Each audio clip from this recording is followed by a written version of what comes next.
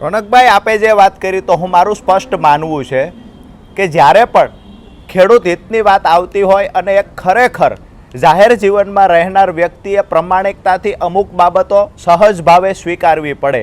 ખાસ કરીને આપે જે વાત કરી કે હવે બોલી શકશો કે કેમ, ખેડૂતો દુઃખી હશે તો એનું કામ થશે કે કેમ, તો મહત્વની વાત એ છે કે ભારતીય જનતા પાર્ટીની સરકારે જ્યારે કમોસમી વરસાદ થયો, રાજુ કરપડા તો જેલમાં હતો, કોઈ રાજકીય વિપક્ષમાં રહેલી પાર્ટીએ રજૂઆત પણ નહોતી કરી, તેમ છતાંય 10,000 કરોડ રૂપિયાનું જે રાહત પેકેજ ખેડૂતો માટે આપ્યું છે તો એને પણ વખાણ કરવા પડે. જ્યારે વાત કરીએ, હું જે મુદ્દાને લઈને લડ્યો છું તો એમાં હળદરની જે વાત છે 2022-23થી મેં લડાઈની ધીમી ધીમી શરૂઆત કરી. 2025માં કડદા પ્રથાની સામે લડાઈ લડ્યા, સરકારે પરિપત્ર કર્યો છે, ભારતીય જનતા પાર્ટીની સરકારે જ પરિપત્ર કર્યો છે કે ગુજરાતની અંદર કોઈ પણ જગ્યાએ કડદો કરવામાં આવશે, ખેડૂતો સાથે છેતરપિંડી થશે, એવા વેપારી વિરુદ્ધ લાયસન્સ તો રદ થશે, કાર્યવાહી પણ કરવામાં આવશે, ફોજદારી ગુનો પણ દાખલ થશે.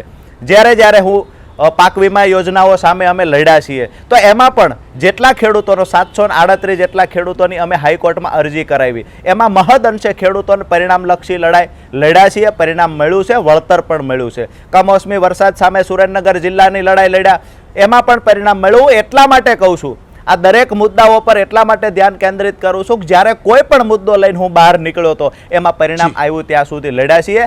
આગામી દિવસોમાં પણ સરકાર પર માત્ર ને માત્ર શંકાઓ કરવાની જગ્યાએ મને એવું લાગે છે અન્ય રાજ્યની સરખામણીમાં ગુજરાતની અંદર ભારતીય જનતા પાર્ટીની સરકાર ખેડૂતોને કંઈક વિશેષ આપી રહી છે. જેમાં કાંઈ ખૂટે છે એ આગામી દિવસોમાં અપેક્ષા પણ રાખીએ છીએ અને જરૂર પડશે ત્યાં સરકારમાં ચોક્કસથી રજૂઆત પણ કરશું.